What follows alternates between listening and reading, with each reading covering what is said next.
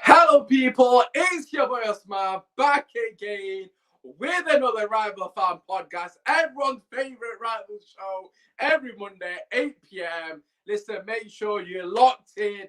Get the popcorn ready. Make sure you drop a like, subscribe to the channel. Get your comments down below. And when I say comments, I mean questions to the panel. Every single show, I just see you guys discussing your thing. It's good to see the community, you guys talking, bonding, all that good stuff. But I want to get some comments to the panel as well to help a brother out. But anyways, without further ado, cue the intro.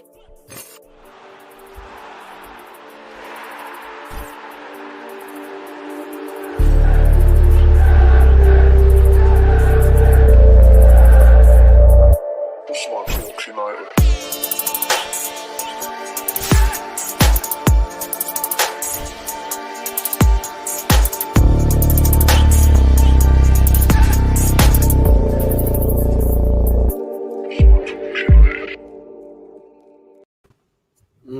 Yes, we are back with another Monday segment. And finally, the Premier League football is back on our TVs. Of course, some of us happier than others. We'll get into that. I'm sure other fans aren't as happy. You know what it is. Kojo with the Football Heritage Celebration. If you know, you know. Kish will be joining us shortly. So, of course, him and Cahil will have their little debate regarding who's the biggest club in North London. Obviously, the bullshit, but that's completely irrelevant. Anyways, let's get into the show. Without further ado, we've got my two favourite midfielders. We have got Cahil and Kojo in the building. Boys, how are we doing? All good, man. All good, man. I'm smiling. I'm happy. It's been a good day. My people, them, so yeah, I'm good. Cahil, what you said? All good over here, man. You know the intro is. It's one of those ones where you just hear it. You hear them. There's my dad goes to the fridge, just walks through in the shot. It happens, man. It happens. But yeah, it's his house. He can do what he wants. It's his house. Yeah, he pays the bills. He can do what he wants. My grandson will go and get milk. Yeah, okay, there you go. Grandson's getting milk as well. Lost complete train of thought there, but yeah, the intro, loving it. Keep, bro. Yeah, it's great. I will say you need a lot more goals scored against Arsenal because we scored some bangers. You know what? We haven't got any Arsenal ones in there, actually. They're predominantly against Liverpool, actually, because, Arsenal no longer are rivals, so they're kind of irrelevant. So I didn't really care to... Oh, God. So, honestly, what goals I wanted? I said the Ronaldo chop Rashford, Trent, because obviously I hate Trent, as everyone knows here. I mean, I dislike him, should we say. Rooney, he put that one in. Martial, obviously, had to get Martial goal in there. I kind of wanted Martial, the madness, but Cavani, man. You're gas, man. I'm gas. Our lineup is absolutely beautiful. But listen, this isn't a Man United podcast. Tune in on Thursday for that. We have got match preview tomorrow. Myself, Flawless, and two Leeds fans from Leeds TV will be joining us. So that's an absolute banger of a show. And obviously Wednesday, fingers crossed, Kojo's show. We don't know what's happened yet. Kojo's a busy guy. We don't know. I have to pay him to get him on these weeks. But it is what it is. Anyways, I've waffled enough. I think Kish has just about joined us. So he will take over with the waffling whenever he's ready. But before we get him on, Kojo, let's just get our thoughts on the biggest news of the week. It's not Premier League related. You probably know what it's regarding. Lionel Messi. I mean, I'm not going to lie. Myself and my cousin are massive Messi fanboys. Of course, I love Ronaldo's old main legend. But nevertheless, Lionel Messi forced out of Barcelona. Again, slightly off topic, but nevertheless, we have to mention it. Kojo, what are your thoughts regarding the whole situation, man? Firstly, Barca have no one to blame but themselves. I think is my angle on it. When it comes to your shout, Kish, what are you saying? Yeah. Yes. You're right. You good? Yes. Good. Yeah, I think Barca firstly, especially Bartomeu, he's a big one to blame. You have a club that was based on La Masia, that was based on spending smart and finding gems. And if they spent big, it was on players that, even if they didn't stay there long term, they at least fit the molds in a season or so, won a league title with them, aka Zlatan Ibrahimovic, and then you went on to do something else. I think what they done with their wages is irresponsible. The money they spent is irresponsible. They can shout as much at this as they want at La Liga and blame La Liga, but the issue is the facts of this. You want a Super League to save yourselves because you've completely messed up out of your finances. So the Super League is your get out of jail card. And you can't hack the fact right now that because you've been so irresponsible, you have now lost the player that you paid the most. He had to take a 50% wage cut, which is the most he can take by Spanish law. Yeah, legally, and it still wasn't enough because you can't afford it. So he has to go. Last year, he wanted to go. You could have got some money for him. You refused. Messi can't leave. Messi's our player. He eventually was happy to stay, but everything that's happened has come full circle is because of you. The money on Coutinho, the money on Dembele, the money on Paulinho. Paulinho's £40 million. Oh, yeah. These all Griezmann as well, 100 plus. Exactly. All the spending they've had in the last 5-6 years has been absolutely ridiculous, and now they're paying the price for it. So I understand. I feel sorry for Messi because I know that's not the situation he wanted.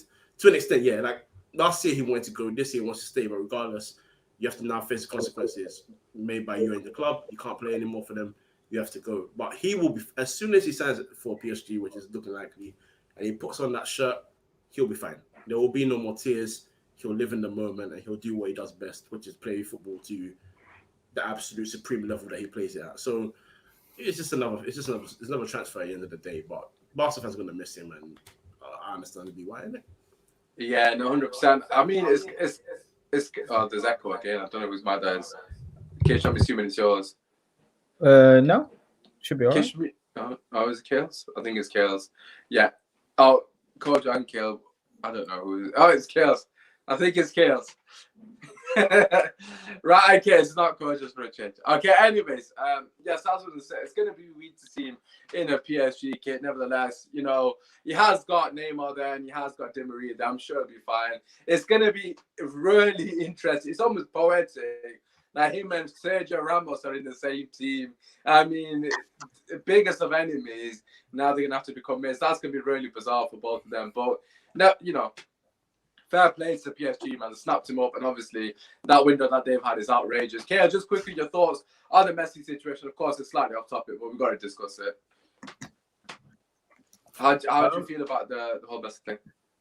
It's all very fishy, man. It's a crap situation for everybody involved. I mean, 25 years at a club for one player, you understand it is, especially considering what he's done for that club as well. This time around, it doesn't seem like there are fans that are absolutely just cursing his name and wishing he never played for Barcelona like they were the first time when they could have got 100 million for him, but now he's gone for free. The whole situation at Barca is completely messed up. You can't be $500 million in debt. As Barcelona, you can't be. They're fan owned as well, but partly, and you can't. That's just complete and utter mismanagement of finances, mismanagement of a great club, and it's kind of sad to see. But part of me is happy considering that they no longer have like this monopoly on players from the Premier League, where it was they used to put Arsenal clear example where they used to poach our best players. They took half our team at one point. That's no longer going to happen as well. So that's good for football. I mean, you don't need to worry about that. Who would they take off you at the moment? Like, do you know what I mean? I think they take a few players. Their first 11 is. Name me 2 players I'll take from Arsenal. I think they'll take Partey. I think they'll take Kieran Tierney. I can name more as well. I mean, I'll give you Partey. I mean, who's their left back? Jordi Alba. Come on now. I mean, he's past Jordi Alba. He's past it. I mean, so is Tierney, but he was never on it. He was never there to go past it. Kish, your thoughts on messages briefly. I don't want to dwell on it too much.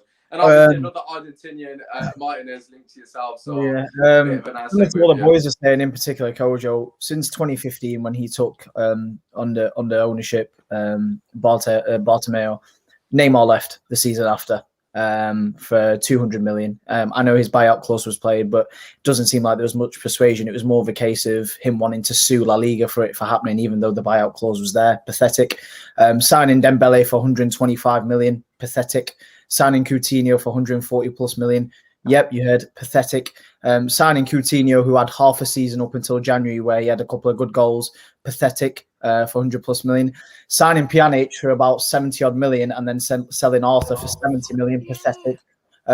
It just all seems like a mess. And then signing people like Boateng on a free transfer, like all these players, Paulinho, you know, it seems like, and then now he got Brathwaite. You know, it's like these men are just signing players for the sake of it. You know, just for the numbers, and it's a shame really because the Barcelona I remember. You know, under I think even at the beginning under Rijkaard, you know, where he started the kind of development and that kind of Cruyff football, and then Pep continued it. You know, that football is gone. And one of the things that don't get mentioned enough about Barcelona is where is the youth? Gone are the days where it was literally like a steamroll. You know, it was like a train where they didn't need to. I still do think they've got youth in there. They do, but what I'm saying is they never needed to spend that sort of money. It was the case of because they had so many youth players there that you didn't need to rely on the fact that you'd have to spend 120, 130 mil plus.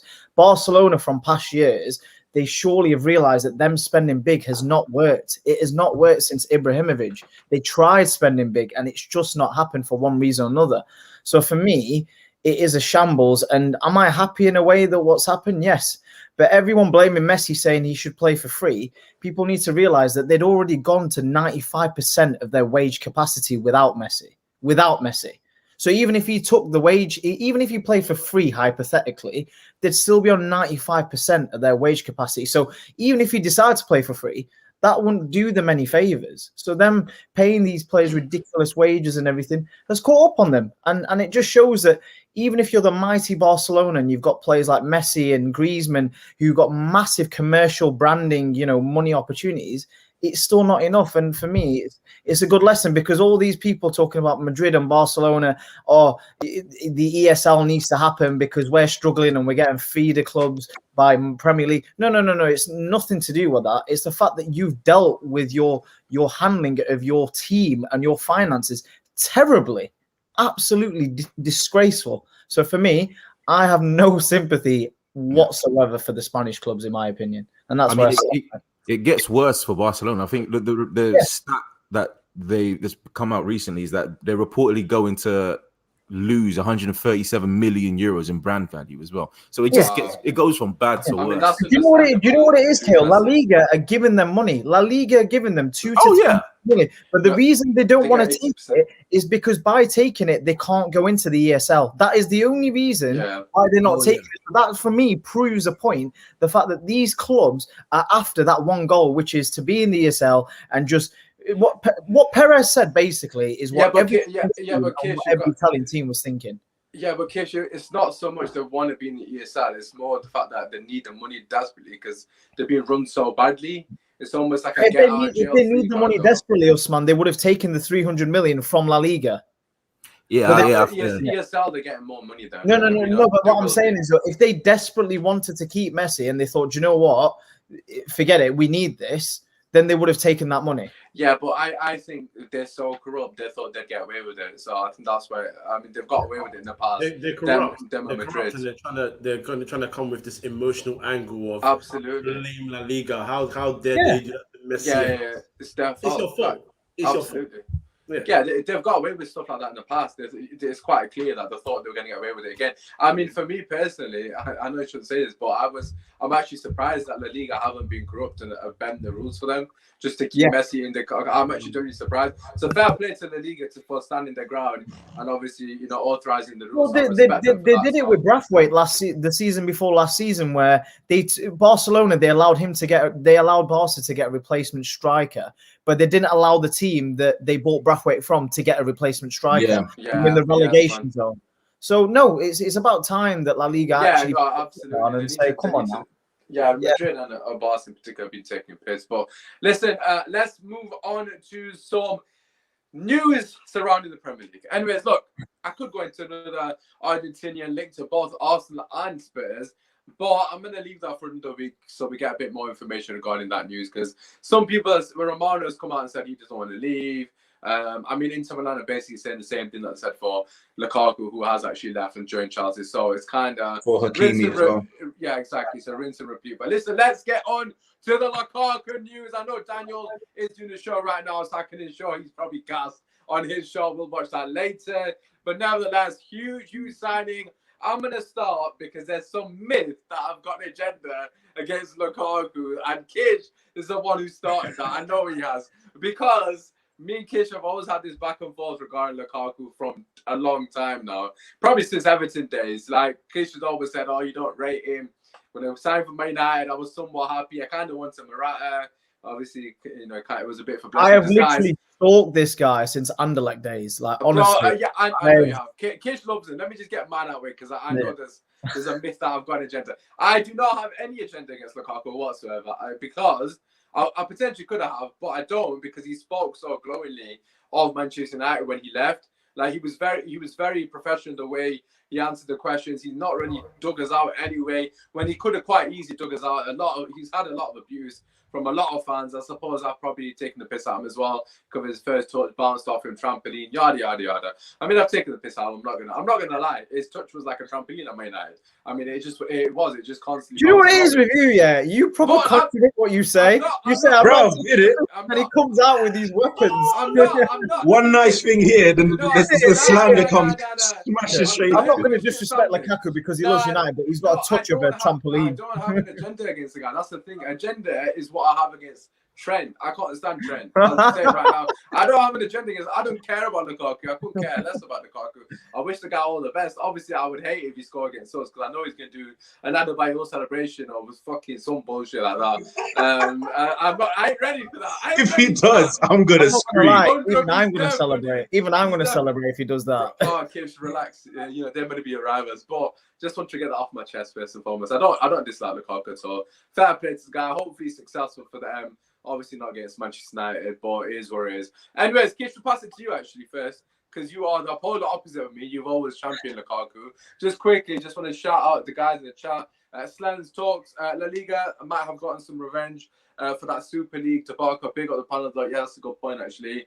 Shout out to you, Slens. Big facts. Evening, gents. Lukaku, 95 million. Ha, ha, ha, ha, ha. Madness. He's all right. That is it. And the Beautiful Game podcast, our homies dropping in, always showing love. I appreciate you boys for coming through. Anyways, Kish, the floor is yours. Obviously, we got differences of opinions on the whole situation. To be honest, I think going to Italy has done him a world of good. I think Lukaku is one of those sort of players where he needs to know that he's loved. And you can tell at Inter Milan, he's had nothing but love and praise from the fans. I mean, you can see what's going on at the moment with, you know, him leaving. The fans are going absolutely mental. And that's because not only is he a fantastic player, in my opinion, but I think since he's left Man United, he's improved massively. And I anyone that debates that otherwise, I think has not been watching Lukaku for the last 2 to 3 seasons. The player that Man United had, in particular in his last season, I must admit, there was a lot of things that was going on with him. I don't know if it was, I think he admitted something in a documentary that, you know, again, he put on too much weight. He was a bit lackluster. And to be honest, in his last season at United, if you actually focus on him, you could see that something was not right, and he just wasn't. He was always last at the ball, and a fit and firing Lukaku is someone that creates absolute chaos for defenders. And in his last season, he wasn't doing that. I don't think Ollie was playing him every game. It's a bit weird because one of United's best games in that season was the PSG game, and everyone remembers Rashford's pen. But they don't remember the fact that it was Lukaku that really he terrorized that PSG defense that night. And again, there was probably more games than that, but what I'm saying is he's massively improved from them days. I understand that your debate is the fact that, you know, United just didn't suit him. And I don't think United didn't suit him. I just don't think United played to his strengths, particularly under Ollie. Lukaku in his first season under Mourinho played solidly towards his strengths. And I think in his first season, he got, 28, 30, something like that goals. He got a good number of kind of goals to game ratio. And that was because Mourinho played towards what his system is and what works for him. Whereas when he left and Ollie came in, Ollie tried to change the dimension of football, initially playing a bit more attacking and playing more of not to Lukaku, but more as a team. And I think if you're going to have someone like Lukaku, you need to play to him rather than, you know, contribute in other areas. So that was the difference for me. Now, at Chelsea, if you look at the setup, you look at the people who will play around him. You know, Havertz, you know, we've said loads about him already, that he's in for a big season. And even Werner, you know, if he plays him up top with Werner, who's a contributor, you can see, you know, for assists. I reckon there's no way in hell I can't see Lukaku scoring at least 25, 30 goals this season if he stays fit, because I think Chelsea's setup suits him to a T, in my opinion. Yeah, and I completely hear the setup thing. I think, for me personally, like even when we signed Lukaku initially, I think a lot of United fans felt like Morata was better suited to us. Yeah, And Lukaku was better suited to Chelsea. I always felt agree. that. I agree to Like, that. Yeah. Even back then, I felt that. And I mean, Lukaku, I know it's the whole, he's come back. And for me personally, it's a match made in heaven, really. They create a lot of chances, Chelsea. The only issue with them, really, last season was they weren't clinical. There was numerous games. I mean, I don't want to single out Werner because he wasn't the only one missing chances, but it's quite highly documented. Werner, in particular, missing a lot of clear-cut chances. Lukaku's converting about 70% of those chances that Werner's missed, without a doubt. And automatically, that puts Chelsea in the top two for me personally. I know we're going to go on to that. Of course, Man City haven't finished their business. They might get Kane. They're within the conversation of the title. But I think as it currently stands, I think a lot of us would probably put Chelsea in the top two without a doubt. But then again, I'll put that question to you guys. Kale, will come to you first and foremost. Does Lukaku close that gap to the title? And how big of an impact do you think he'll have on the Chelsea team? Whether or not he closes that gap all depends on City's season. If they have a season as good as they did the last one, then it's going to be quite hard because they were pretty much clear of everybody else. But Chelsea are going to win a lot more games than they draw this season. That's for damn sure. They're going to have a goal scorer in their team which doesn't get 7+ from midfield. So Jorginho can relax there. He can play his natural game as well. But that's the point as well. Everybody, I mean, Kish alluded to it earlier. Everybody gets to play their natural game. Timo Werner finally has a partner, which doesn't remind me of Poulsen, but Poulsen is a striker very similar to Lukaku, not in terms of quality, but in terms of what they bring to the game and what they bring to Timo Werner's game. Timo Werner's going to have a lot of space and a lot of time on the ball. Coming from Adam Dyer, Kish on Spurs, I mean, he's not lying, is he really? Not at all, not at all. Yeah, he's going to have a lot of space. He's got a lot of time on the ball. So even the chances that he would panic at, he's going to be a lot more clinical this season. Havertz as well. He had a great preseason and a great World Cup. I think he's going to eat a whole bunch of goals as well. And whoever plays on the right, I think that's where most of the assists are going to come from. I think Ziyech and Reece James are going to have a wonderful, wonderful time crossing the ball in to Lukaku because he's just going to eat up all those balls, man.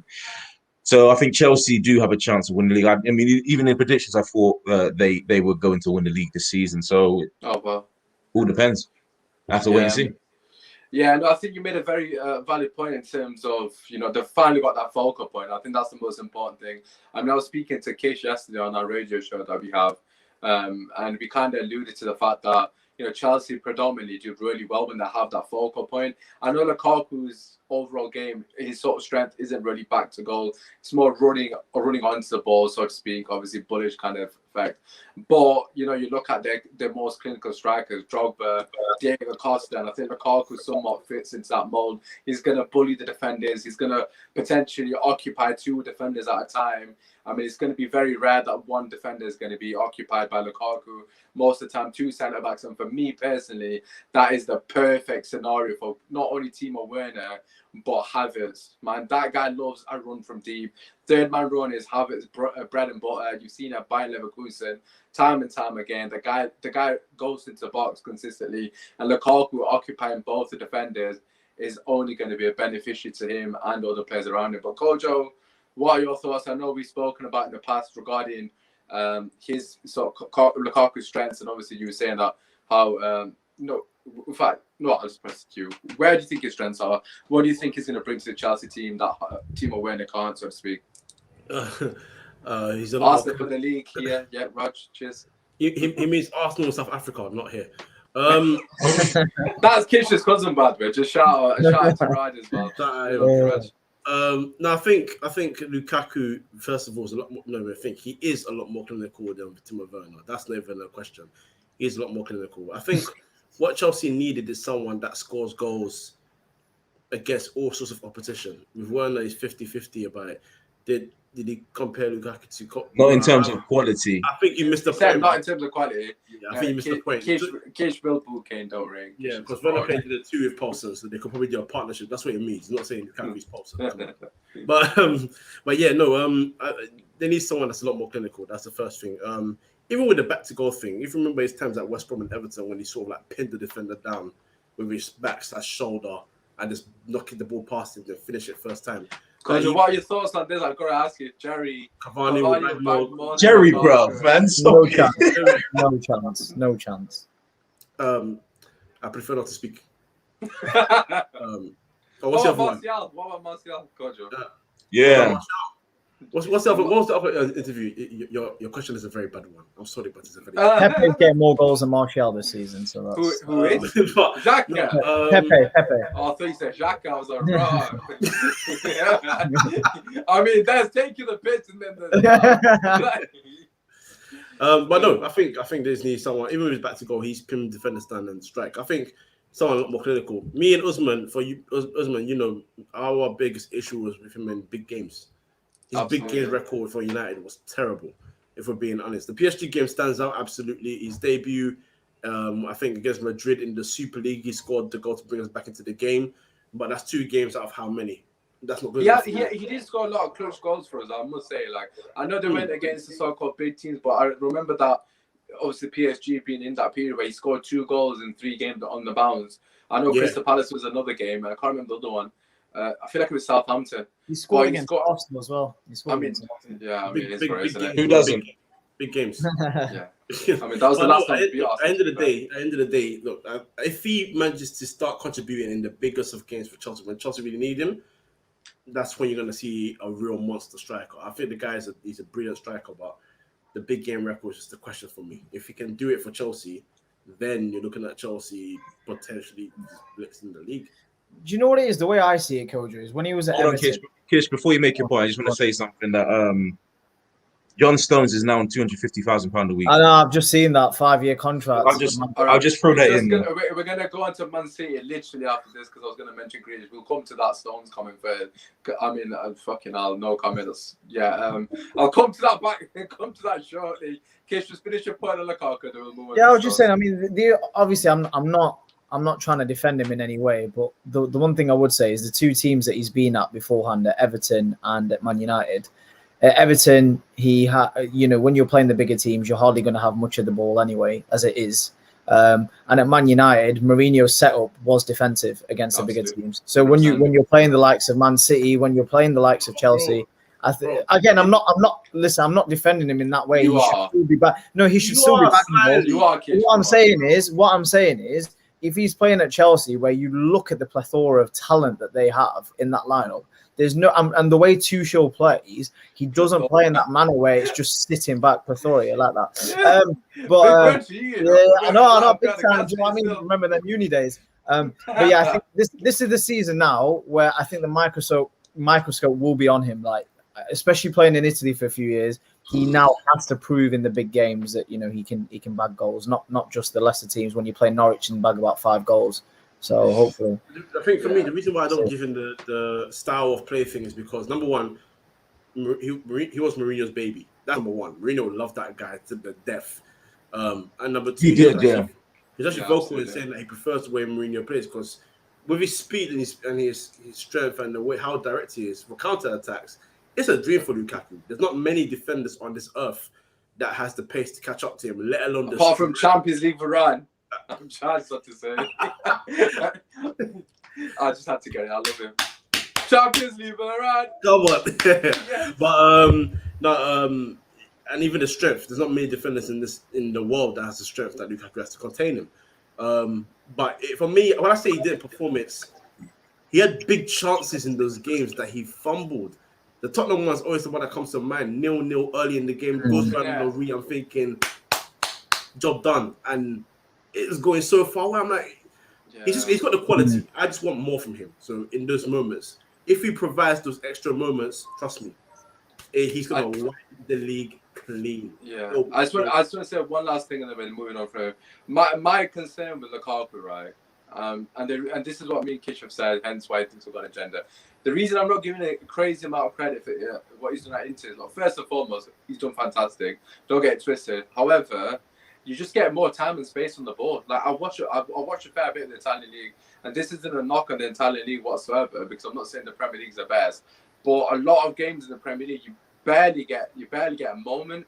So his touch has to be more on point. You don't really get away with having a poor touch. In Italy, okay, granted as well, he's not always getting away with it, but he's more likely to have that space, time to recover when he's kind of fumbled his first shot, that kind of thing. He's not going to get that luxury in the Premier League, and he knows that. He's done it. He's proved himself in the Prem. So there's no sort of, bedding in process with Lukaku. He's been here. He's won. He's got the T-shirt, that kind of thing. But my only thing is, the concern with him at Man United was, as Kojo said, in those clutch moments, does he deliver like a Diego Costa, a Drogba, like them kind of players? But obviously, time will have to see. He's definitely improved. That's without a shadow of a doubt. So I can't deny that. He's definitely. And that's the one thing you can guarantee. The big games is where the difference is going to be made. But can you guarantee goals with Lukaku? Yes, because he's got loads of goals wherever he's been. So that we'll see if he can do it in the big games. But you guaranteed 20 plus goals, aren't you? At least. Yeah, absolutely. And I feel like he's guaranteed a lot more time than what he was at Manchester United, what he was at West Brom, what he was at Everton, because of the players around him. He's got Havertz in there. He's got Werner's in there. We had a piano player next to him, man. You had a piano? We had a piano. How that turn out for you, innit? Yeah, talk about piano. I mean, he came back and scored against you, so he did his job. But but listen, as Edwin says, smash a like on the button. I can't speak today. Smash a like and obviously subscribe as well. We're getting close to 1.1k, so we appreciate your support. Anyways, let's move on to Jack Grealish. He's been unveiled to Man City faithful. All 200 of the fans today. You think he's at the Bernabeu, but he's out of shit yet. Listen, I don't understand why they think they're Real Madrid first and foremost. Who are they to unveil players? I don't know who they think they are. You've got no heritage. You've got no football history. You've had a couple of good years here and there. But just relax. Don't try to be a big club trying to sell out the stadium. You can't even sell the stadium out for games, let alone to unveil a player. So just relax. Stay in your lane. Win your trophies and go about your business. I don't know why they're unveiling Grealish. Like he's some big time. Like people unveiled Ronaldinho, Hazard, fucking Ronaldo, like players like that. These men unveiled Grealish, whose highest goal tally is fucking 10 in the Premier League. I mean, Martial's got more than that. But anyways, do you think Grealish will close the gap? Lawless, if you watch this back, I've done you proud, bro. Do you think Grealish will close the gap for Man City? Is he the type of signing they need? And also, just a little caveat, because I know you know this, Pep Guardiola's comments regarding Grealish signing. Yeah, we thought Messi was staying at Barcelona. I mean, it's too late now, I think he's pissed. I think Pep is definitely pissed, because he's probably thinking, look, if the rumors are true about Messi and he's signing a contract of 25 mil a season, and he's 34 now. That money could have easily, that Grealish transfer fee could have easily gone to Messi, plus the merchandise. Better, right? He's got big calves, isn't it? Yeah, well, yeah, big calves and that from Gum as well. You can't beat that. But yeah, it is poor. And the thing is, if you're Grealish as well, listen, I understand. Yeah, I mean, you can't be embarrassed by it, but it must annoy you a bit. It's like, well, so you weren't going to go for me then, yeah? It's one of them. I understand it's a once in a lifetime with Messi, but still as a player, you can't say that about you. No, but still, even with your ego, as a player, you want full confidence from your manager, right? And that wouldn't give me 100% confidence, because even if you're thinking that yes, fair enough. If Messi came out earlier with that, we wouldn't have gone for Grealish. I don't think you should come out with that sort of statement, because I think that's poor from Pep, really. Wait, did he say that? Yeah, he did. He basically said that. He said we didn't know Messi was leaving, hence why we got Grealish. So now that we've got Grealish, we're not going to go in with Messi. That's what he basically said. This is what I mean. So that if you're Grealish, then you're like, see how it is. Again, I'm not saying that. I mean, even Grealish would know if it's between him and Messi, there's no chance. But as a manager, you don't say that publicly, surely, for a player that you've just signed on that day. On that day, you signed that player, and then you come out with that in the conference. But it is what it is. But look, Grealish for me is a really, really good player, and I think it will be exciting for an England side of things, and also as a fan, to see how much he can improve under Pep, because Sterling improved massively under Pep. Sane improved massively under Pep. Foden, you can see the way that he's developed him has improved massively. You could even argue the likes of De Bruyne have improved massively under Pep since the beginning. So it'll be interesting to see how he lines them up. But it's a weird one because of the way that Pep rotates and the midfield being so stacked. He won't play every game. I don't think he will anyway. So that will be interesting to see how Grealish can handle that from going at Villa, where he's almost guaranteed to start every game. Whereas at Man City, the way he rotates, even Aguero at his peak wasn't playing every game. So that'll be interesting. Just for me, I mean, they only really needed one signing, in my opinion, and that was Kane, which could still happen. But I just think that if you're paying 100 million for someone,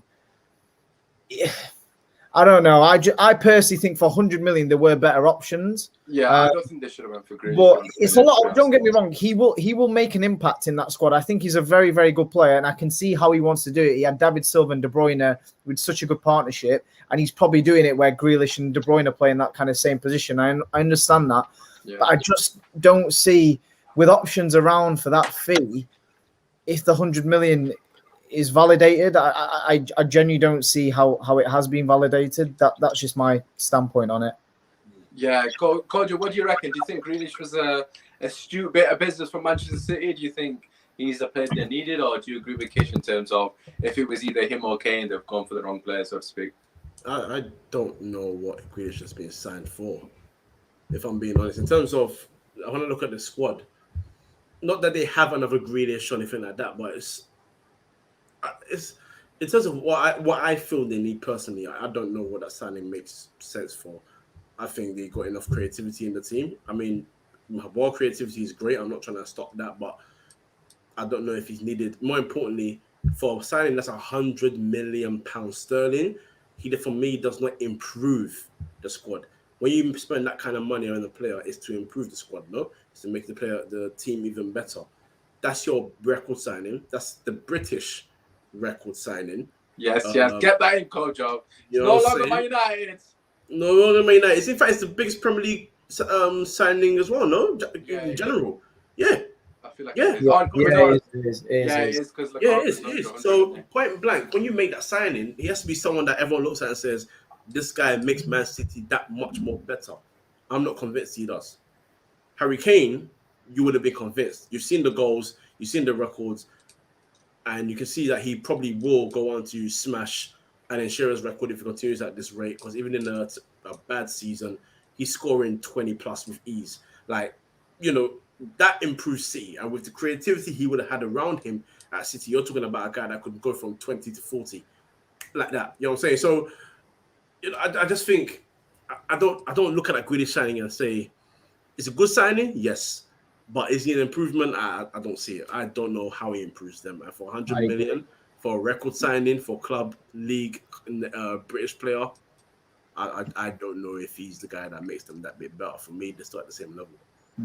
The one thing I will say to that, though, Kojo, is when Sterling was signed for 50 million, we all said that was overrated. We all said that was ridiculous money.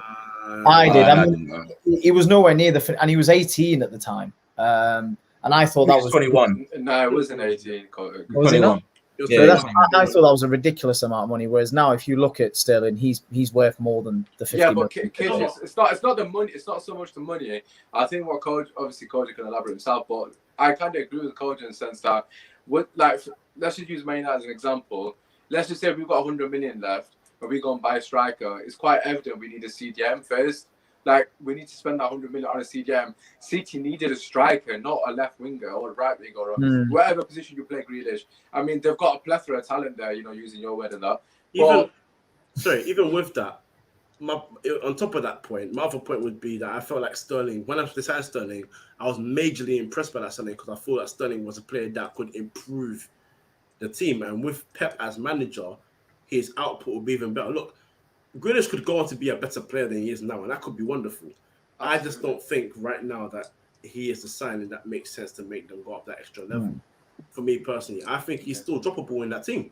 That's what it comes down to. Yeah, I don't think for 100 million, he should be a starter. I mean, it's like you would put De Bruyne for 100 million sort of thing. Grealish needs to come on and have that kind of impact. But I completely agree with what Kojo is saying on that matter. But Caleb, what are your thoughts? Do you think Grealish was the right signing? Do you feel like he's a good fit for Man City? Where do you sort of sit on the whole thing? I feel like he's a good fit for Man City. I feel like he for a Grealish person, he had to make that move. It comes down to whether or not you want trophies, and if you are that type of player, then that makes the most sense going to the Manchester City where you're almost guaranteed to win trophies. I don't know what he was signed for though.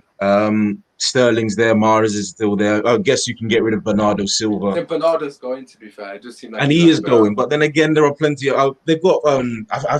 I'd say I prefer Ferran Torres. Ferran Torres looks very decent. Oh yeah, Torres is still there as well. To what Grealish is offering to Manchester City. Everybody thinks that Grealish can be transformed into this centre mid. You mentioned David Silva and KDB, but the difference between David Silva and Grealish is that one has the license or has played with the license to roam. He operates on the left-hand side. David Silva is very much central. KDB also has the license to roam in that midfield. He often goes to the right-hand side. So you're going to have... So who's going to be looking after yourself defensively? You can say Rodri, but I don't think Rodri is that good defensively. You can say Fernandinho, but Fernandinho is like 33, 34 years old now. Yeah, 34. So...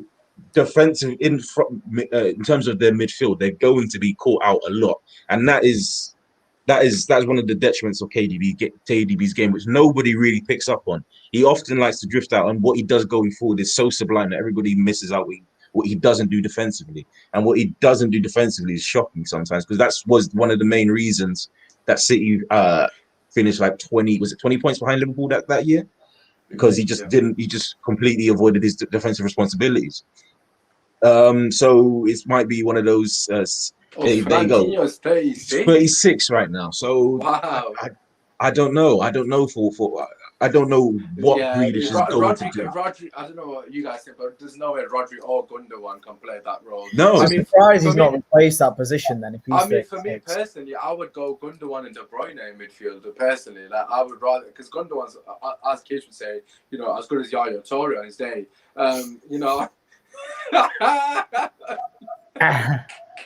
Obviously, man had that purple patch in it. Man,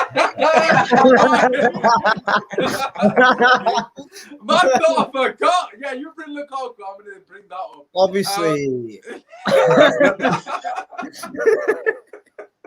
You must go. I said he's fucking in the anyway, but I would play Gundogan and De Bruyne and maybe Rodri potentially there. And for me, Grealish either plays on the left and Sterling plays the false nine. Or I don't know. I just to put Sterling in strike. I just think, as Kojo said, he could potentially be on the bench and you paid 100 million for him. Go sign Harry Kane and you probably win the league, without a doubt. You win the Champions League with Kane, man. I mean, it is where it is, isn't it? But listen, let's move on to Arsenal, because we don't really speak about them enough, to be honest.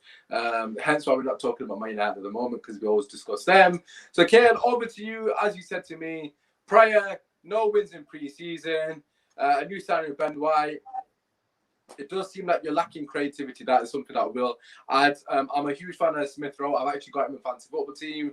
I think he'll have a good season. He's got the number 10 shirt. He's been backed, etc. But how important is it that you get a creative player in? I know you're linked to Madison, who I'm a fan of. I've actually got him on my fantasy team as well, funny enough. So I'll potentially have both Arsenal players. But where do you sit with the whole, the new season? Are you I don't use the word optimistic, but I'm going to have to. Kale, are you optimistic? And also, just to add, I did say this to you off camera. Don Robbie on his show said Arsenal dark horses for top 4, and he's got them in 5th, if not 4th, above Man United. I mean, Hussam said last week that Arsenal finished above Man United as well. Do you have that same sentiment, so to speak? I don't think we'll finish above Man United, because I think Man United will finish in the top 4, but I think Arsenal can finish 5th. Top 4 is way, way, way out of reach for Arsenal right about now, man. In terms of the creative midfielder, I think we desperately need one.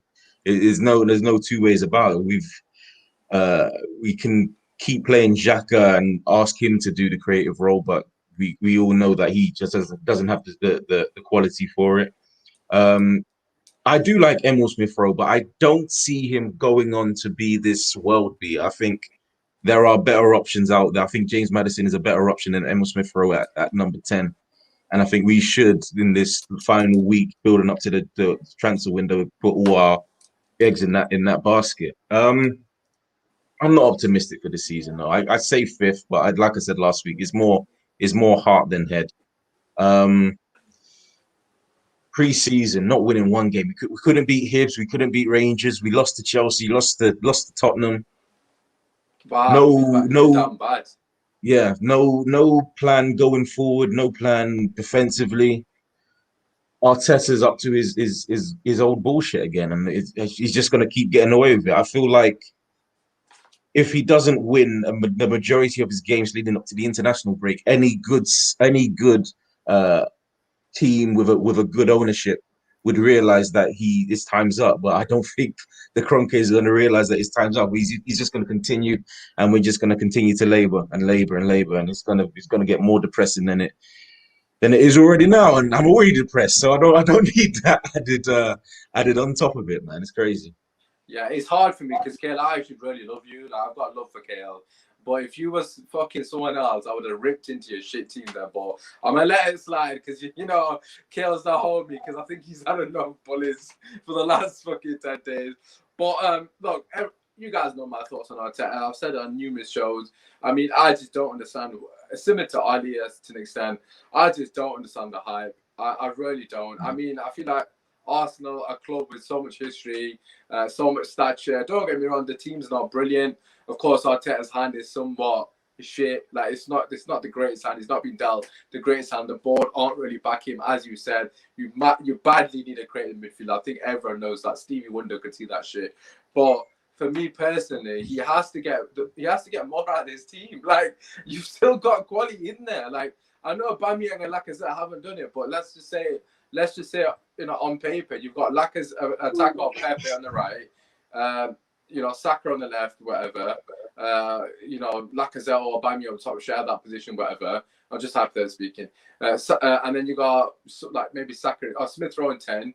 And then you got players like Martinelli, Martinelli's a real talent. I know he's just won the goal as well with Brazil, but he's a genuine talent. And that's down to, I know we have this whole Martinelli Greenwood thing. I mean, they're both talented players. I don't know why people keep comparing them. Martinelli's come and burst onto the scene in a very poor Arsenal team, and for me, he stood out. Like, even when Aubameyang was injured, the season when he was firing, and I think he missed that 4 games, Aubameyang, something. Martinelli scored every single game. Yeah. He didn't play since.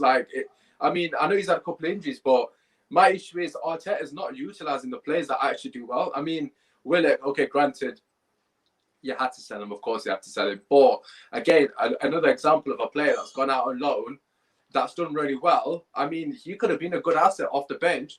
Arteta could have put his arm around and said, "Look, you're not going to get first team football. He's an Arsenal lad through and through, similar to Jesse Lingard. But the only difference is in the Arsenal team compared to Man United's team, he's not got Bruno Fernandes and Pogba in his way. He's got a bloody Smith Rowe. He can quite easily dislodge Smith Rowe. Say, look, come fight for your place, play for your boy team, come get the goals, you know."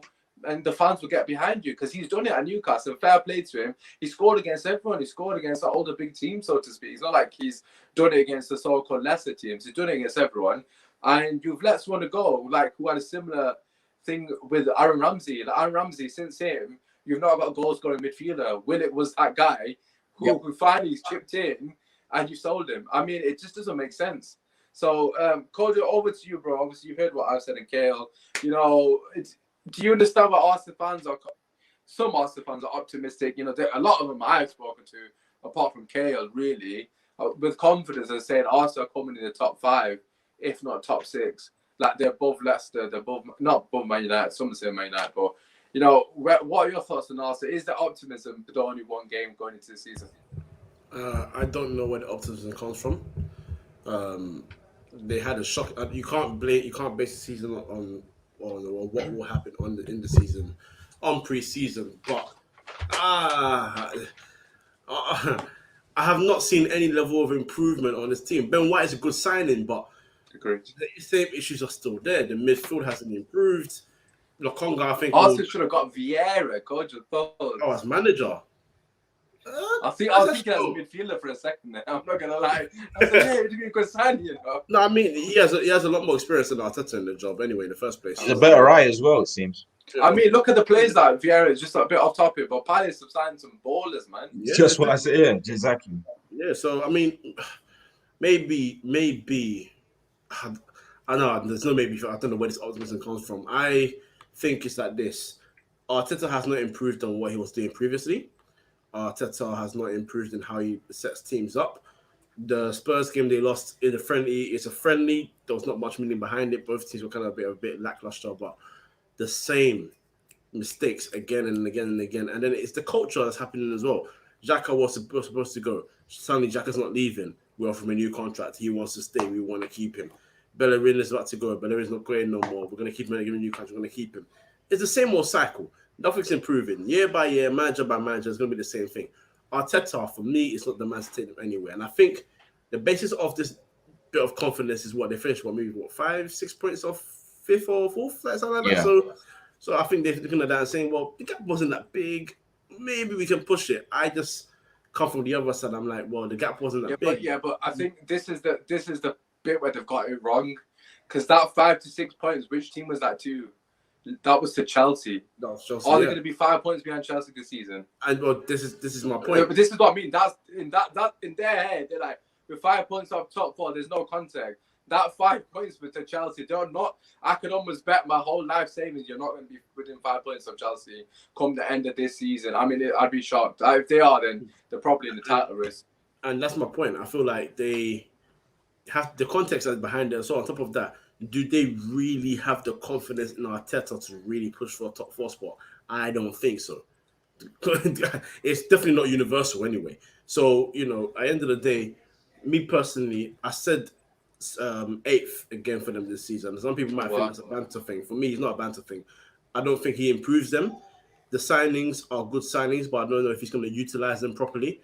And I feel like you're still seeing the same issues that were coming up from last season and season before, the Emery or whoever else. And Jerry's put 1 game a week. Who knows? I mean, no. Let's not do that. Let's not do that. Shall I tell you why this sort of whole 1 game a week thing is somewhat flawed? Because Arsenal win the Europa League. Again, this is another thing, right? Arsenal win the Europa League, and I think Cahil would probably agree. He knows more than me regarding his team. When you went to Europa League, correct me if I'm wrong, for most of the games in Europa League, you were playing some botched B team, and a lot of the youngsters were playing. I think at the start, group stage. Majority of, exactly. The point I'm making is, for majority of the group stage games, a lot of the second team players that are on the fringe, whatever you're gonna call it, them guys were playing, right? What was happening in the league when the first 11 that wasn't playing in Europa, like I said, were they firing in the league? No, they fucking weren't. They were still shy. So this is the thing. I feel like a lot of people are using that. I mean, it's definitely gonna benefit them. Don't get me wrong. Of course it will, but at the same time, it's sometimes good to play midweek as well, because when you're playing the Europa League against lesser teams, your players build confidence because they're scoring goals, because they're up against opposition. And a lot of football is psychology. Let's hypothetically speaking, right? Let's just say Arsenal play Man City, Chelsea, 2 games in a row, Man City, Chelsea. They lose both of them. It is what it is. In fact, that is your fixtures, isn't it? After yeah. So that was off the top of my head. Yeah. So Man City, Chelsea. Hypothetically speaking, let's say they lose both of them. I'm not saying they will, but let's say they do. Then they haven't got an opportunity in midweek to rectify against, I don't know, fucking some shite team or some called Farmers, where they could probably slap them 4-0, get a bit of momentum back. It's always going to be a Premier League game. Although, you'd expect Arsenal to beat the so-called lesser team, they're going to have difficult games. And I think that, for example, Nicolas Pepe, he scores those 2 free kicks in Europa League. And then, as we said, at the end of the season, he finishes on a high because he's built confidence, because he was actually bagging goals in Europa League consistently. That was his first season. Last season, anyways, he was bagging in the Europa League, nevertheless. And as with some of the other players, Smith Rowe, doing well in the Europa League, took that confidence into the league. You're not going to have that opportunity. So, Kish, where do you see the whole Arsenal Spurs thing? Who do you think is going to finish above? How are you feeling regarding both teams? So to speak? Yeah, I mean, I for one am not a fan of the dealings that Arteta's done so far.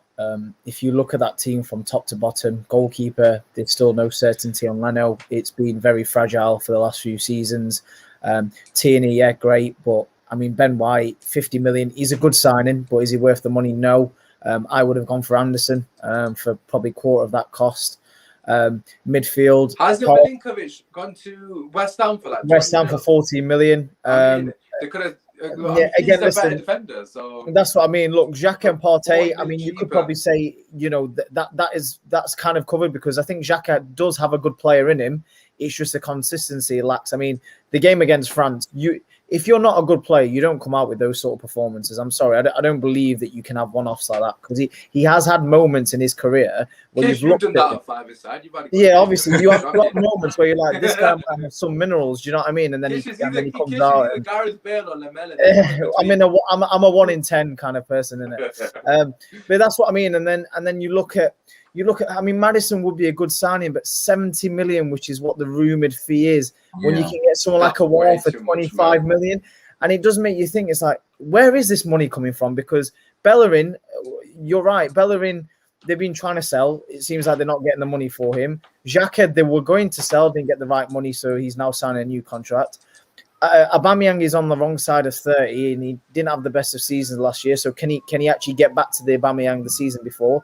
Lacazette has got 1 season left on his contract, so he could be a free agent if they don't sell him this season. So there's a lot of, and then they're still going after Odegaard, but then Odegaard will probably cost 50, 60 million as well. So, and they're saying that apparently they're going to get Maddison and Odegaard. So if you get both of them, that's what I mean. If you get both of them, that's 100 million plus that's going to cost you.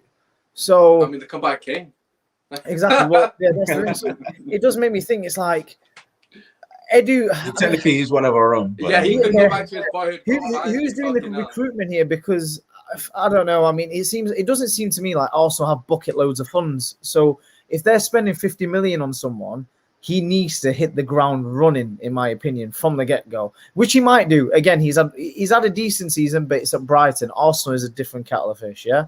So it's one of those. And then if you go for Maddison, £70 million, that I think they should go for Hassan Mawar. I'm really surprised. But when you see some of the teams like Bailey for 30 million, Awar for 25 million, these sort of signings, and you think, why are teams spending 50, 70 million on these sort of players when the only thing I can think of is Prem experience, and Maddison has good 3-4 years of Prem experience. But even then, 70 million, it's like the Grealish thing, 100 million. It's like, surely there's better options out there and that's why I rate Aston Villa, because a lot of Aston Villa signings are kind of the Championship and other leagues where they've scouted these sort of players. Whereas with Arsenal, I'm not too sure, and I'm sure Cahil can agree with me. Apart from 1 or 2 positions, there's so many positions that are uncertainties, like if or no, yes or no, and it seems like there's something behind the scenes where it's just there doesn't seem to be a direction or a plan. Yeah. And they're probably missing a certain person, like, I don't know, maybe a Patrici sort of guy. Do you know what I mean? Like that sort of that masterclass. They could take Ed Woodward. He's leaving Man United. Yeah, Ed Woodward as well might be really helpful. But yeah, no, but on a real, I just don't see the direction. I don't know where they're going. Just to go off on that, I agree completely with what you're saying. I mean, at the very beginning of the transfer window, when we bought Tavares, when we bought Lukaku, I thought that they were very smart. I thought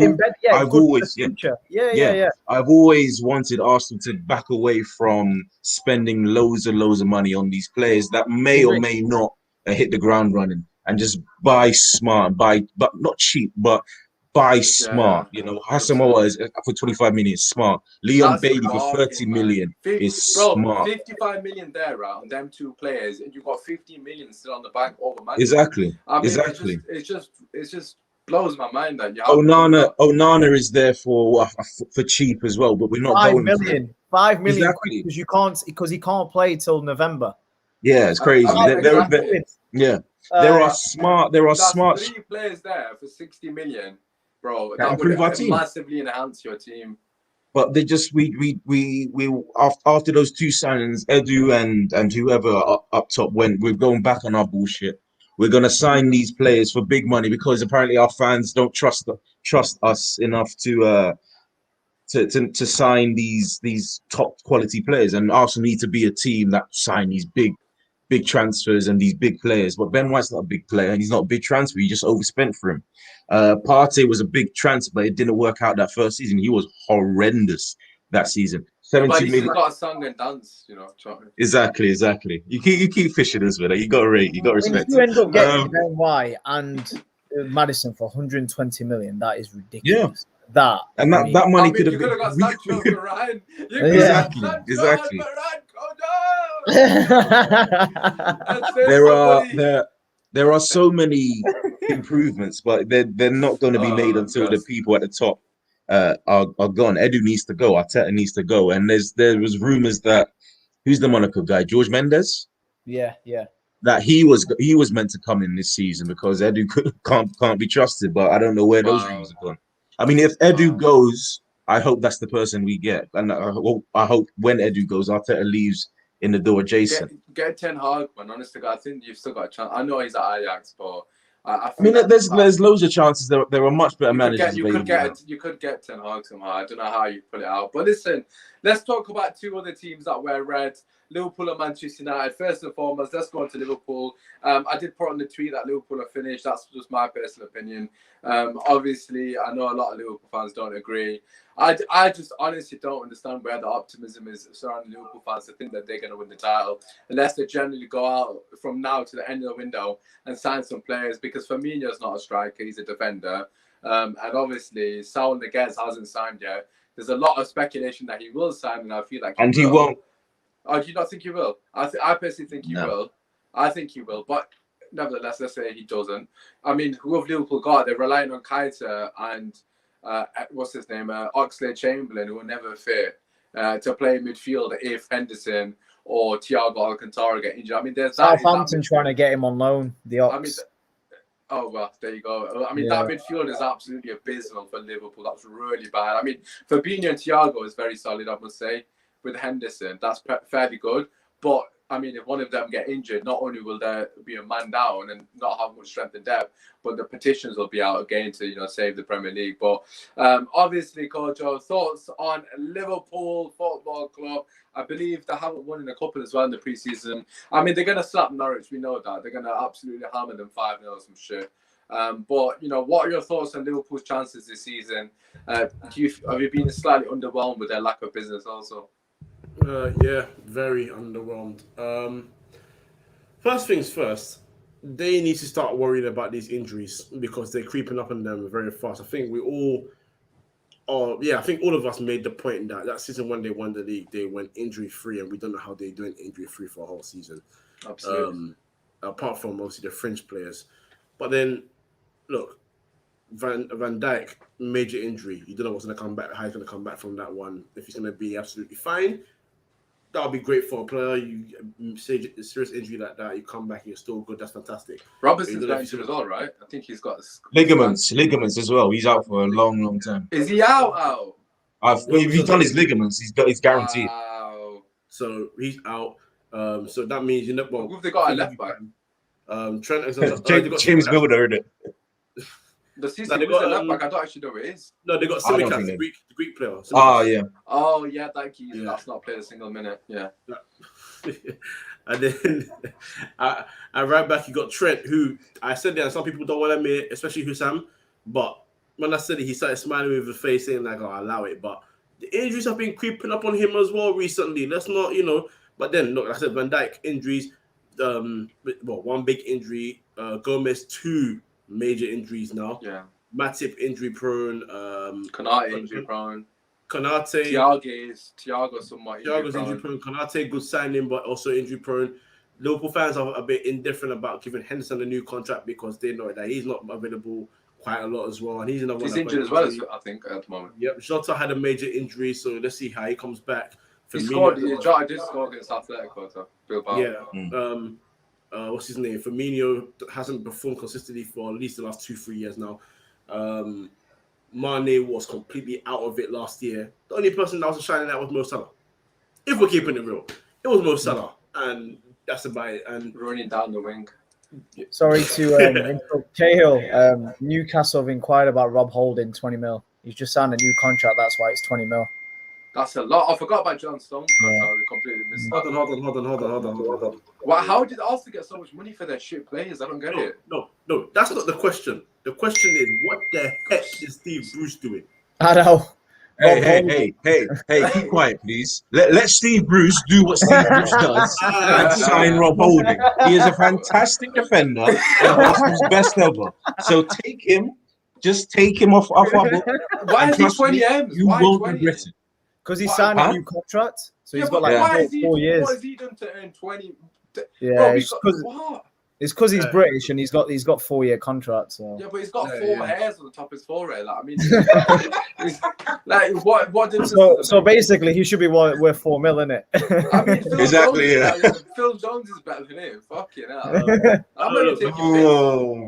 I'm not even Okay. taking piss. Phil Jones is genuine. Phil Jones won the Premier League, man. You know, so he's been there, done that. All right, then. Yeah. He was the main reason you won the Premier League. I mean, Absolutely.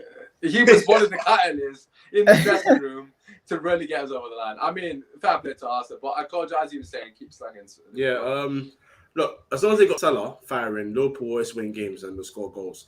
They'll have games where they'll smash people, but they need to be very. Bruce's price is always right. That's a Hey, quality. come man. on, that's a great reference. To I rate that. Do the post, bro.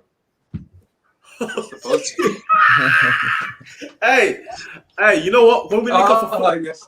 listen, when we all link up for football one day, I'm gonna score and I'm gonna do that right there. That's a celebration. Legendary. Jeez, that link up's Legendary. coming soon, by the way. Kish, you're welcome. Don't worry, we're working now. And Yeah. Kojo's fully fit. He's got a bit of an injury at the moment, and Kojo's injury prone. This as well, guy always so- has an injury, bro. His There you left go. his left foot's as bad as who's the worst? Who's the most injury prone? Gareth Bale. You got a left foot like Gareth Bale, bro. I'm flipping finished. No, what? I always thought Kojo would be a right-footed player, man. Like he doesn't see left-footed, man. Nah, he's left.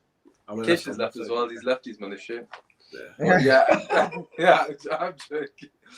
Kish, anyways, speaking of lefties, what are your thoughts on their left winger Mane? Big season for him.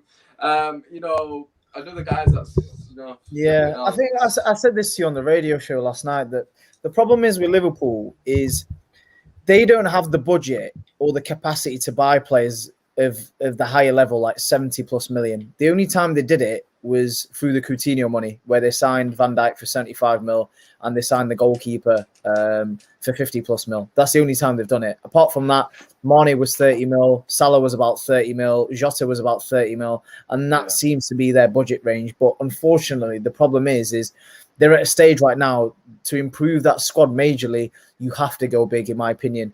And I think maybe someone like a Jadon Sancho for 75 million would have been perfect to put pressure on the likes of Mane and Salah. Absolutely. Particularly Mane, because Mane didn't have the best of season last season. And he can only improve on that. But the problem is I think he's 29, 30 now. The question to you, Kish, right? I'm just going to put it point blank for you.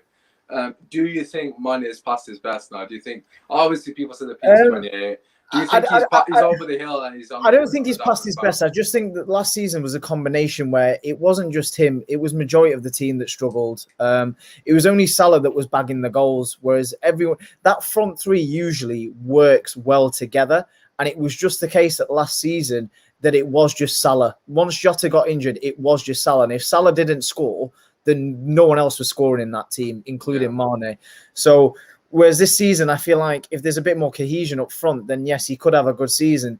But I think the problem in that team is not just there. It's the fact that they've not replaced their centre midfielder, Gini, who's gone to PSG. They've not replaced him. Saul, and this is what I said to you last night. Saul, for me, would be a great signing, but would he, like Grealish, would he make sure that by signing him, Liverpool win the league? No. There's more to that. That he alone does not win Liverpool the league, and that for me is a major difference. And I said this to you yesterday that unfortunately Liverpool can't afford someone like Harry Kane, because for me, if they signed one player and that was Harry Kane, for me Liverpool win the league. That's how I see it. For me, Harry Kane wins Liverpool the league. But the problem is they can't afford that range. Saul would probably be the 30 to 40 million, which is the range that they're at. But that's just not enough. And I said this to you yesterday as well, that Gomez and Van Dijk, in particularly Van Dijk, has come out of a massive injury that's taken him out for a season. If it takes them 5 to 10 games to get fit again fully and get match fitness, the league's over. They could lose, say, 4 out of their first 10 games, and you might as well kiss the league goodbye. Because with the way Chelsea and Man City are strengthening, even a couple of defeats, it's game over. So, and I don't see Liverpool. I don't see Klopp saying top 4 is enough. They have to challenge for the league, especially after last season. They have to challenge for the league. So, for me, I just don't think they have the capabilities to challenge. And I think 4th for me is really where they're at as a team. And unfortunately, with the owners who said, I think last season, John Henry said, yeah, we're going to buy big, we're going to spend big, and we're going to reinvest and we're going to strengthen. But that was all a lie. that was all definitely a lie, because we just don't have the capacity. Recording this, it's awesome. Yes, I mean, I said to you yesterday, and obviously as a Man United fan, you know, I'm saying this without bias. Look, it's somewhat disappointing that there's boards like this that exist and own clubs like Liverpool, Man United, Arsenal all fall in the same category. I mean, people will say Man United have had investment, and I would agree with that to a lot of extent, but they all lack ambition. Liverpool have just won the Champions League, and then the season after won the league for the first time in God knows how many years. I mean, as Kojo says, football heritage, as a board, you've technically brought Liverpool back from the dead in a sense. They finally won the league since, like, you know, God knows, the 80s or whatever it's been. And you could be the board that really rejuvenated this Liverpool team. All they had to do was add a couple of additions. What did they do? They buy absolutely nobody really off note. They bought Thiago Alcantara, good signing. Don't get me wrong, I want to at Man United, top player, and I'm expecting good things from him this season. But they've not gone again. You can't rest on your laurels as a big club and watch your counterparts and your rivals go and outbid you in the transfer window. As Kish just said, they're bidding 30 million on players. That's their price range. They've just won the league. Why is Liverpool, a club of that much history and stature, only allowed to spend 30 million? They're getting outbidded by bloody Aston Villa, Leicester, and all these other so-called mid-table teams. How are they showing more ambition in the window than a team that just won the league? So for me personally, FSG, you're an absolute disgrace. Not only to, you know, the league, because you're showing absolute no ambition. You wanted to go to Super League, but you clearly give no shit about the club that you're currently at. And I think that for me, that's absolutely disgusting. Too many of these big clubs are run by people like that. Again, as mentioned, Man United, Arsenal, Lawless was here. He would chuck the Sullivans in there as well. I mean, you could chat for the Newcastle board as well. They've only just signed a player now. So for me personally, the board has to do more. Klopp's a top coach. He needs to get backed. And he hasn't been backed. It's as simple as that. And at the moment, if you look at that Liverpool squad, they're a couple of injuries away from being absolutely disastrous again. I mean, let's just say, hypothetically speaking, obviously I don't want to rattle names up, but if Salah gets injured, for example, they're fucked, basically. Like, they're relying on Mane, Firmino, and Jota. Let's say he gets injured for 2 months for a predominant, like a big part of the season, and Liverpool's ambition should be to win the league. It shouldn't be to compete. They're not the same as Man United in the sense that, you know, Man United, we don't know where we're at. Are we competing? Are we in the conversation? We don't know yet, because we haven't been in that conversation for a long time. When Liverpool have won the league 2 years ago, they should be challenging for the league without a doubt. This squad won the league. And the board is saying to me that they don't give two shits. So it is what it is. Klopp's been let down. I mean, I'm not going to put any blame on Klopp. Because I feel like he's been absolutely sold a dream at the end of the day. Like that's a piss take. I mean, it happened to Jose when he was at Man United. He wanted a centre back. Someone said to Jose Mourinho, "No, you've got Jones and Smalling or some shit like that." Like, who are you to have the authority to say to Treble and Jose Mourinho, you can't have X, Y, and Z? This guy just won you the league the first time in 30 years. Give him a checkbook, say to him, who do you flipping want? We'll bring him to the club. And they haven't done that. So FSG out, you know, I mean, you fucking absolute embarrassment. As a Man United fan, obviously I'm happy, but let's be real, man, they're taking the piss. But yeah, let's move on to the score predictions. We're going to finish on that. We haven't mentioned Man United, but we'll do it very briefly because, as I was said, we always talk about Man United on this channel, so we're trying to obviously cover as many other teams as possible. Kojo, how many points do you think we're going to win the league by? How much do you reckon? No, but banter aside, right? Like, obviously that's banter, but we have actually got a very good defense. I know Wan-Bissaka's got his frailties and so forth, and some of the players have. But Varane alongside Maguire, Luke Shaw is looking like the player that we all expected him to be. Obviously, Wan-Bissaka needs to improve. The midfield's looking good. Yeah, still we need a DM, and the attack, we've got a plethora of talent there. Are you confident, Kojo, going to season? Obviously, we can discuss it on Thursday in more deal, but how are you feeling going into the season? Kojo, I can't hear you, bro, if you're talking. You're not even muted. I don't know. So my mum was shouting me, so I had to just quickly. One of them was. But yeah, I'm feeling quietly confident. I think firstly we improved the team very well. We improved the back line, very good centre back. Very good. Right winger, left winger. Sancho's a top player. That's as simple as it gets. Sancho and Varane are top players, so that's a big improvement. Kojo, what is your thoughts on this from a skeptic? I suppose we're going to more deep. We have I mean, I personally can answer that and say no. Let me think on that and I'll get back to that one actually. But yeah, just in general, I think we've made good signings. I feel like we need another midfielder still. Yeah, we need another midfielder. But other than that, there's no reason not to feel confident about at least going into the season in a good mood and thinking that the team can achieve something and they need to achieve something. So yeah, I'm quietly confident. I think we'll start the season well as well. So yeah, I'm quietly confident. 100. Kish, what do you reckon? Do you think Man United's expectations should be challenging for the title, that kind of thing? Where do you sit on the whole Man United thing? Yeah, if you base it on trajectory, in the last 2 seasons he came 3rd and 2nd.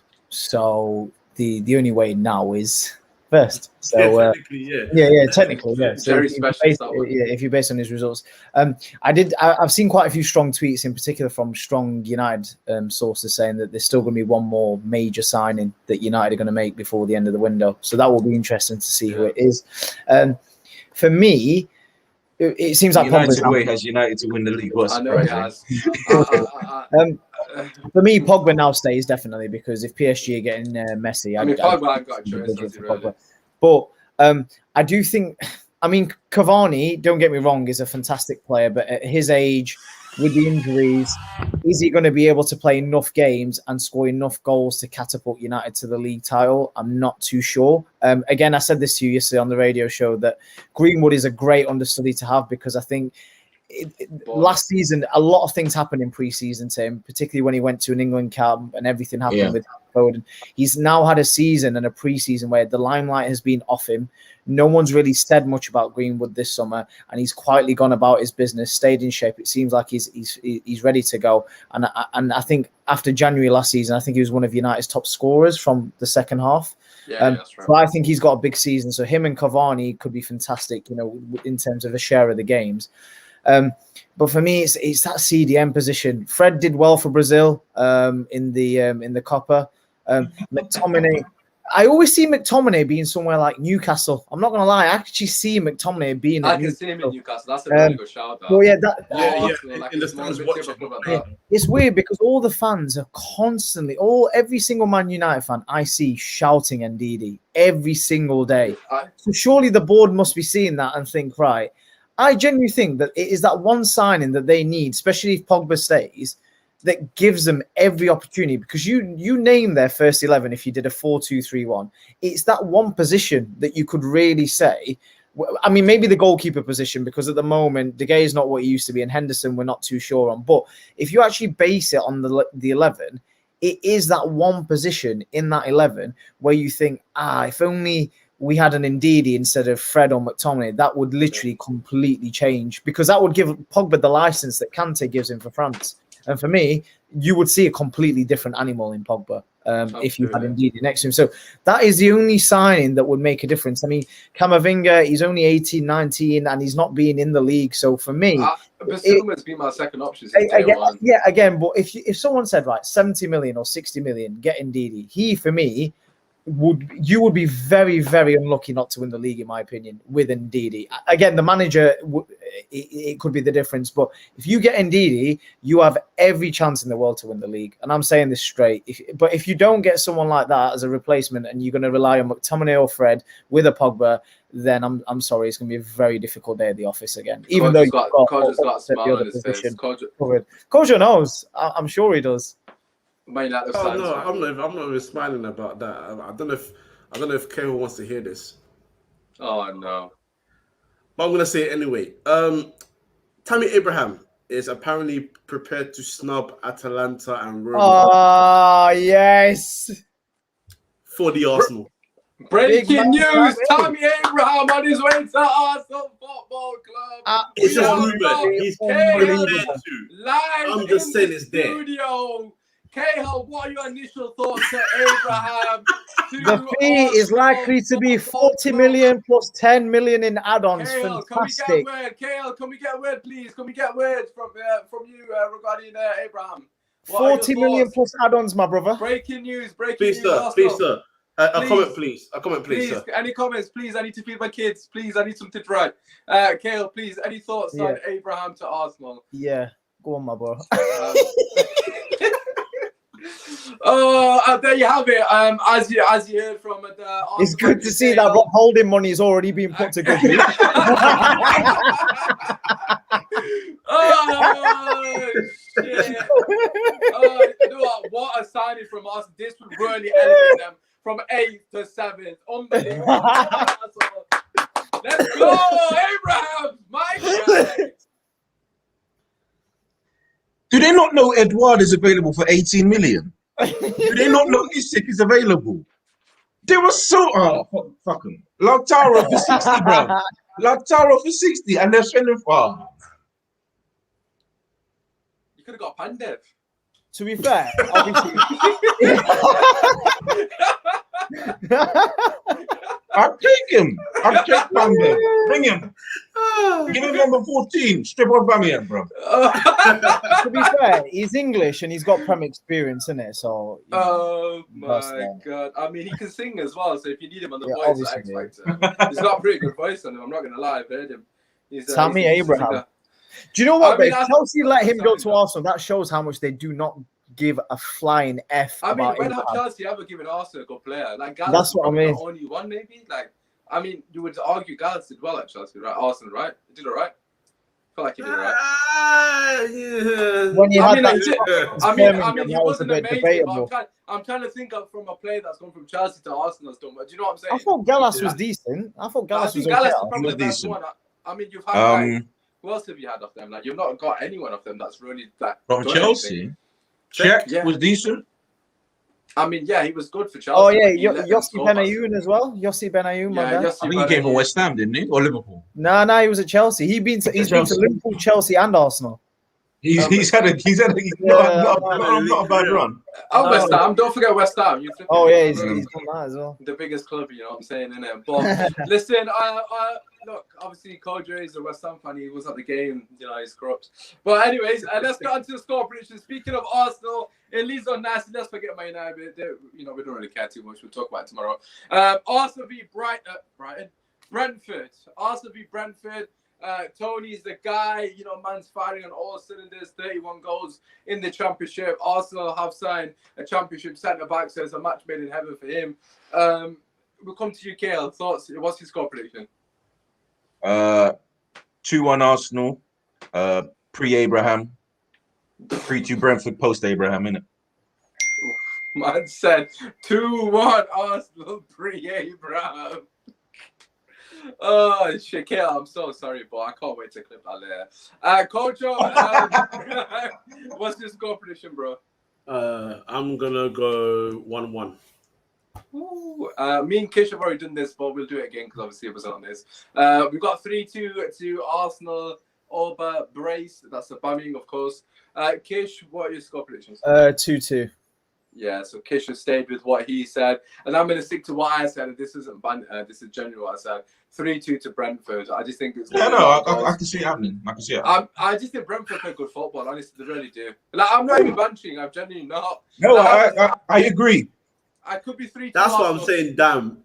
It's good. I know what Kale's such a nice guy, but his team is shy. He don't deserve this, man. Kale don't deserve it. Kale's a nice guy. Like, he really don't deserve it. All the Arsenal fans, not to name any, you know, they deserve all the smoke. Anyways, Manchester United against Leeds. Kale, we'll let you start, bro. I believe we had a 3-0 earlier. Get your score predictions down in the chat. We'll put them on the screen, of course. Kale, what are your thoughts? It's either gonna be a goal fest or a ball draw. I'll go goal fest. I'll go 4-2 United. Okay, fair enough. Kojo, what are you saying? 2-0 Man United.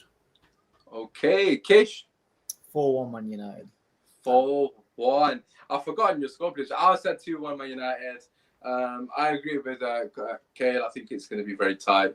They've not signed anyone either, Leeds, to be honest. I think they only signed one guy from Barcelona. Right. Oh, what a shock, United. We're 5-0 Man United. Oh, God. I mean, what a start to the season. I would be running every agenda, especially if Marcel scores. Anyways, Chelsea v Palace.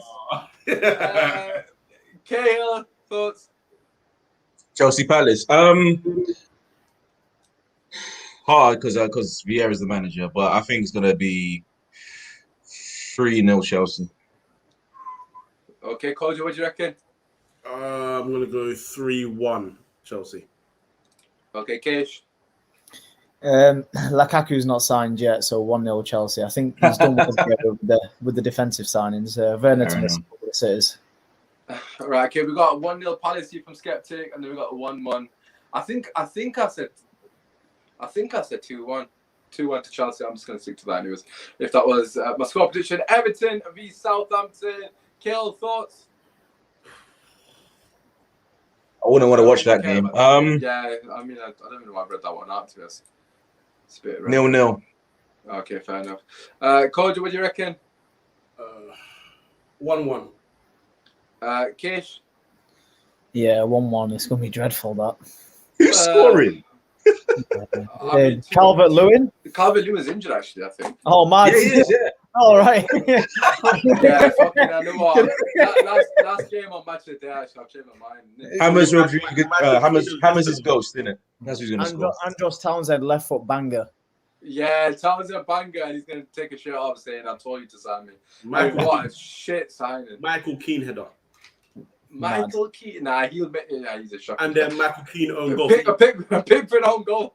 Pickford own goal. Southampton have signed that championship striker today, though. Armstrong from Blackburn. Oh, is it? I think they're looking to get Minamino as well, actually. Oh, they lost Ings as well, didn't they? Yeah, Southampton get relegated, bro. Wait. Hold on. Do you say they signed Armstrong to replace Danny Ings? Yeah.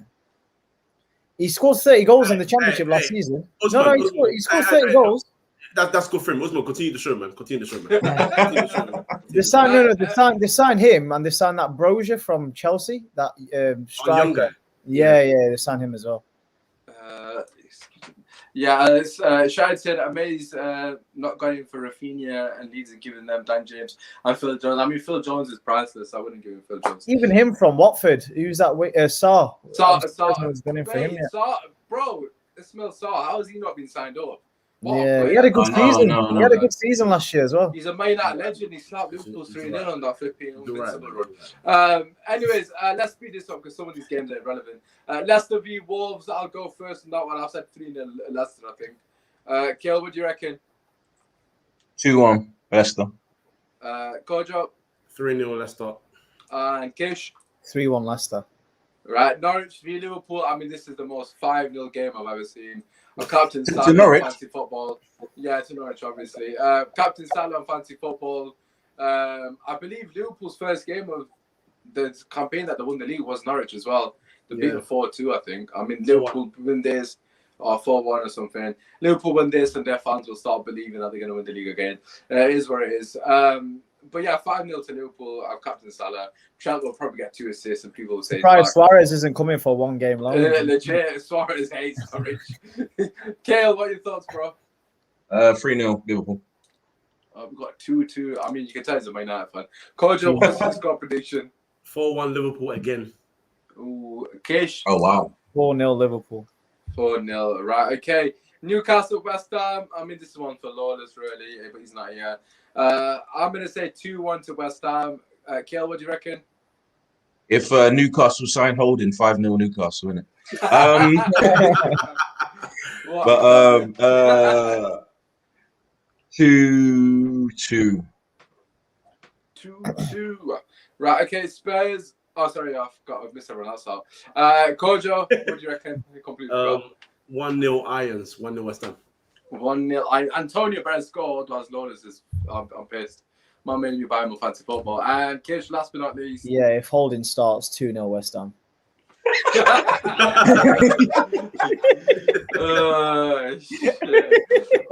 Shit, that's quite. That 20 million fee. I know, at least to get that's good money, man. I'm not even gonna lie. That is. Abraham, like I said, the Aubameyang defenders need to be worried in Prem, honest to God. Spurs v City. I don't even know. 3-1. We get slapped. 3-0 City. Kale, what do you reckon? Yeah, 3-0 City. Kojo? 2-2. 2-2. This Tottenham fan, bro. Stop it. Oh, I lied, man. I lied. I told you. Irons. 2-2, you know. Right, Kish, are you as confident as Kojo is about your own I'm team? going for Romero in starting as well. Either, by the way, he's injured. Sorry. Eric Dyer and Sanchez. Yeah, just remember that Eric Dyer and Sanchez. Yeah, that's no. Can I just read? I'm gonna say 4-0 City. You know. Hey, sorry, I didn't even know that.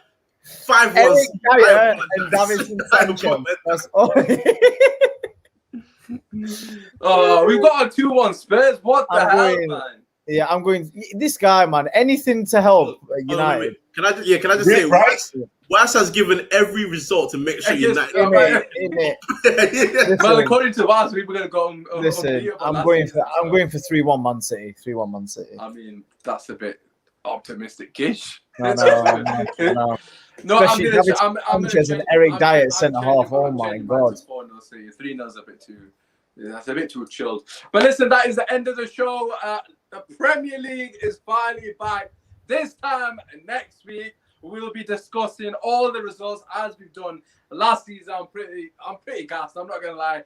Finally get to see what a team's about. Who knows? Arsenal might retain the top spot for at least one more week, and they might go on a run. You never know. They're currently top of the table. How long can they stay? That is the question. Make sure you drop a like, subscribe to the channel.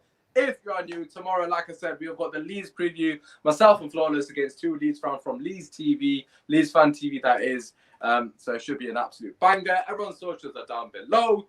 But as always, Kojo, over to you first and foremost. Let the people know where you can find your guys' platform. YouTube Free Midfield Podcast, Twitter, SoundCloud, Spotify, Apple Podcast, Free Midfield. And of course, you can find me and Kill here on Usman Talks United as well. Every Monday on the Rival Show. Yes. Kish, tell the people where they can find you. Yeah, Kishindu on Twitter and Instagram, and every Monday podcast for Usman Talks United. I will be on a new podcast called The First XI from this Wednesday at 10 o'clock. Oh, you're doing the man. Hey. Cheers, man. Kish doing big things. You love to see it. Obviously, make sure you show love to Kish there. Kojo's got his handle up in school. Kojo, what's up? I was going to say, Free Midfield on Instagram and also Free Midfield on TikTok. Yeah, I followed you on TikTok. Oh, man. Wait, TikTok? I didn't know that. Oh, shit. It's one in midfield after last week, Kale. That's why you don't know. That's why. But listen, make sure you show love to everyone's socials. As always, go support their stuff. I know Kale and Kojo have done a show prior to this with a gem from GNA TV, absolute banger. Watch that myself. Go and show love to that one. Drop a like, subscribe to the channel, that good stuff. Obviously, show support to Kish on the other channel on Wednesday. Make sure you give him a boost on that channel as well as you do here. Follow everyone's socials down below. Stay tuned for more content. It's been your boy, man. Back tomorrow, 8 p.m. with Flawless.